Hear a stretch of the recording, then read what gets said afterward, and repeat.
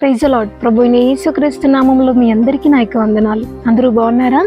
ప్రతిదినం నిజంగా దేవుని యొక్క వాగ్దానం ద్వారా మీరు లోతుగా స్పిరిచువల్గా లోతుగా మీరు వేరు తన్నుతున్నారని ఆశిస్తున్నాను. నిజంగా మీలో ఒక ఎదుగుదల, మీలో ఒక గ్రోత్ అనేది నిజంగా ఈ వాగ్దానాల ద్వారా మీరు మీ జీవితంలో అభివృద్ధి పొందుతున్నారని ఆశిస్తున్నాను. మరి ఈ ఉదయకాల సమయంలో దేవుని యొక్క వాగ్దానాన్ని చదువుకుందాము.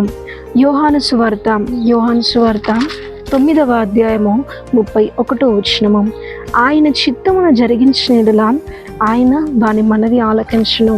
ఆమె చాలా చక్కటి యొక్క వాగ్దానాన్ని నిజంగా మనలో అరైజ్ అవుతున్న ఎన్నో డౌట్స్కి ఒక క్లారిఫికేషన్, ఒక సొల్యూషన్ని దేవుడు మనకి ఈరోజు అందించి ఉన్నాడు. నిజంగా చాలామంది అనుకుంటారు, అసలు నా జీవితంలో దేవుడు ఉన్నాడా, నా ప్రార్థనని దేవుడు అంగీకరిస్తున్నాను, ఎన్నో ప్రార్థన చేస్తున్నాను, అవన్నీ దేవుని సన్నిధిలోనికి చేరుతున్నాయి, దేవుని యొక్క కనుదృష్టిలోనికి, దేవుని యొక్క వినికిడిలోనికి అవన్నీ చేరుతున్నాయా అన్న ప్రశ్న అనేది ప్రతి ఒక్కరికి వస్తూ ఉంటుందండి. కానీ ఈరోజు దేవుడు అంటున్నాడు ఏంటంటే, ఎవరైతే నా చిత్త ప్రకారం చేస్తారో వాళ్ళ మనవి, వాళ్ళ ప్రార్థన, వాళ్ళ రిక్వెస్ట్ అన్నిటినీ నేను వింటాను అని చెప్పేసి దేవుడి రోజు మనతో మాట్లాడుతున్నాడు. ప్రార్థనలను అడిగే ప్రతిదీ దేవుడు వినాలనే ఇష్టపడుతున్నాడు.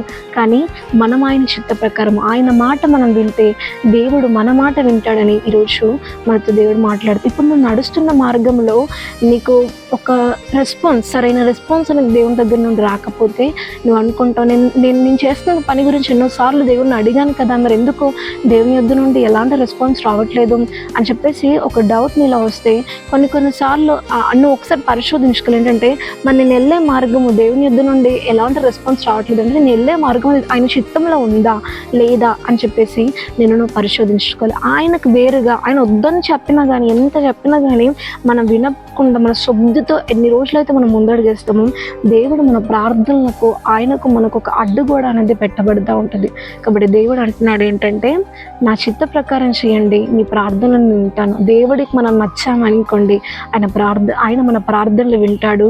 విని ఆయన మనం ఇమాజిన్ చేసిన దానికంటే, మనం ఎక్స్పెక్ట్ చేసిన దానికంటే మన జీవితంలో ఘనమైన ఆశ్చర్య కార్యాలు దేవుడు జరిగిస్తాడు. కాబట్టి ఇన్ని రోజుల వరకు మీ ప్రార్థనలు వినబడట్లేదు అన్న కల్ప విశ్వాసం కలిగి ఉన్నారు. కానీ వినబడడానికి గల కారణం ఏంటంటే, మీరు నడుస్తున్న మార్గము దేవునికి ఇష్టమైనదా, దేవుని చిత్తంలో ఉన్నదా అనేది ఒకసారి పరిశోధించుకోండి. ఎందుకు ఆయన మీ ప్రార్థనలు వినట్లేదు? దేవుడు అంటున్నాడు, నా చిత్త ప్రకారం చేస్తే ఖచ్చితంగా మీ మనవుల్ని, మీ ప్రార్థనలు నేను అంగీకరిస్తాను, దానిలో ఏ డౌట్ లేదు అని చెప్పేసి దేవుడు అంటున్నాడు. మరి మీ ప్రార్థనల విషయమే మీకే సరైన కాన్ఫిడెన్స్ లేదు అని అంటే దేవుడి చిత్తంలో, మీరు చేసే పనులు దేవుడి చిత్తంలో ఉన్నాయో లేవో ఒకసారి పరిశోధించుకొని మరి మీరు ముందడుగు చేసేటప్పుడు దేవుని మాట ప్రకారం, దేవుని చిత్త ప్రకారం వేయండి. ఖచ్చితంగా దేవుడు మీ ప్రార్థనలు వింటాడు.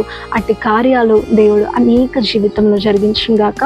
ఆమేన్. ప్రార్థన చేసుకుందాం. పరలోకమందున్న మా తండ్రి, నీకు మహిమ కలుగును గాక. చాలా చక్కటి యొక్క వాగ్దానాన్ని ఈరోజు మాకు అందించాం. నిజంగా ఎవరైతే నీ చిత్త ప్రకారం చేస్తారో ఎవరందరి ప్రార్థనలు వింటారంటున్నావు తండ్రి. ఎవరిలోనైతే తండ్రి నా ప్రార్థన వినట్లేదు దేవుడు అని చెప్పేసి అల్ప విశ్వాసం వస్తుంది తండ్రి, ముందు వారు నడుచుకునే మార్గం తండ్రి నీ చిత్తంలో ఉందో లేదో అనేది వాళ్ళు పరిశోధించుకునే తండ్రి, నాది ఇక ముందు తండ్రి నీ చిత్త ప్రకారమే వాళ్ళ ముందడుగేటకు సహాయం చేయండి దేవ. ప్రతి ఒక్కరి ప్రార్థన మీరు వినండి. ఈ వాగ్దానం విని విశ్వసించి ఎందరైతే ఆచరణలో పెడతారో వారందరి జీవితంలో ఘనమైన ఆశ్చర్యకరమైన కార్యాలు జరిగించింది.